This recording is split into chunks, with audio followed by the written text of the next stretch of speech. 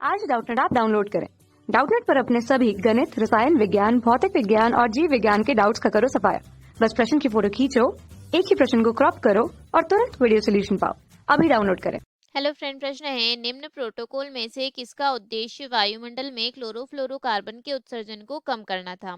पहला है Montreal protocol, second option है क्योटो प्रोटोकॉल, थर्ड ऑप्शन है गोथनबर्ग प्रोटोकॉल और लास्ट ऑप्शन है जिनेवा प्रोटोकॉल। तो देखिए क्या है कि किसका उद्देश्य वायुमंडल में क्लोरोफ्लोरोकार्बन को कम करना था। तो यह जो क्लोरोफ्लोरोकार्बन का उत्सर्जन क्यों कम करना था, क्योंकि जो क्लोरोफ्लोरोकार्बन रहती है यह क्लोरोफ्लोरोकार्बन क्या कर रही थी कि हमारी जो ओजोन परत है जो कि समताप मंडल में पाई जाती है उस ओजोन परत को क्षय कर रही थी। ठीक है, क्षति का कारण बन रही थी, जिसके कारण क्या हो गया था कि जो ओजोन परत रहती है यह ओजोन परत सूर्य से आने वाली जो यूवी लाइट रहती है उस यूवी लाइट को एब्जॉर्ब कर लेती है और पृथ्वी पर आने से उसको रोकती है। ठीक है, और यह जो क्लोरोफ्लोरोकार्बन थी यह इस ओजोन को ही क्षति पहुंचा रही थी, जिसके कारण क्या किया गया कि मॉन्ट्रियल प्रोटोकॉल बनाया गया, जिसमें मॉन्ट्रियल प्रोटोकॉल में था कि जो उत्सर्जन था, जो ओजोन परत को क्षीण करने वाले जो पदार्थ थे उनका उत्सर्जन क्या करना, कम करना। ठीक है, और उस प्रोटोकॉल का नाम क्या था, उस प्रोटोकॉल का नाम था मॉन्ट्रियल मॉन्ट्रियल प्रोटोकॉल। क्या था, जो मॉन्ट्रियल प्रोटोकॉल ओजोन परत को क्षीण करने वाले जो पदार्थ है उनके बारे में एक अंतरराष्ट्रीय संधि थी। ठीक है, जिसमें उन पदार्थों का उत्सर्जन को रोकना था जो कि ओजोन परत को क्या कर रहे हैं, ओजोन परत को नुकसान पहुंचा रहे हैं। और ओजोन परत को नुकसान सबसे ज्यादा कौन पहुंचा रहा था, तो वह पहुंचा रहा था कौन, जो सीएफसी है।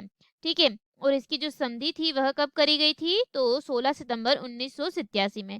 तो हमारा जो फर्स्ट ऑप्शन है वह हमारे प्रश्न का सही उत्तर सिद्ध होता है, क्योंकि जो मॉन्ट्रियल प्रोटोकॉल उसी के अंतर्गत है।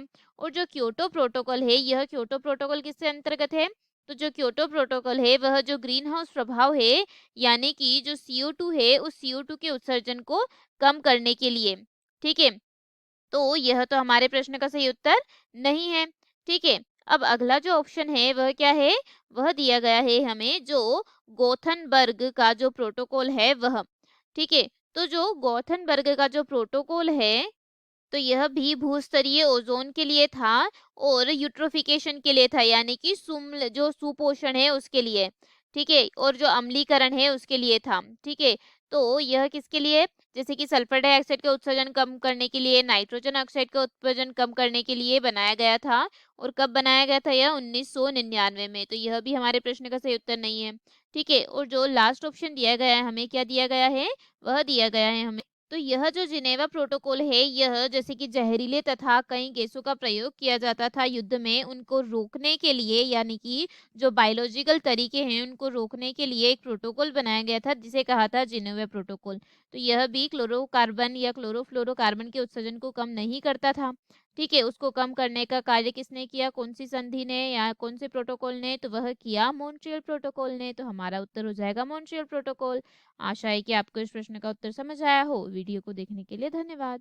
कक्षा 6 से 12वीं से लेकर नीट, IIT, JEE वो एडवांस के लेवल तक 1 करोड़ से ज्यादा छात्रों का भरोसा। आज ही डाउनलोड करें डाउटनेट ऐप या व्हाट्सएप करें अपने सारे डाउट्स 8400 400 400 पर।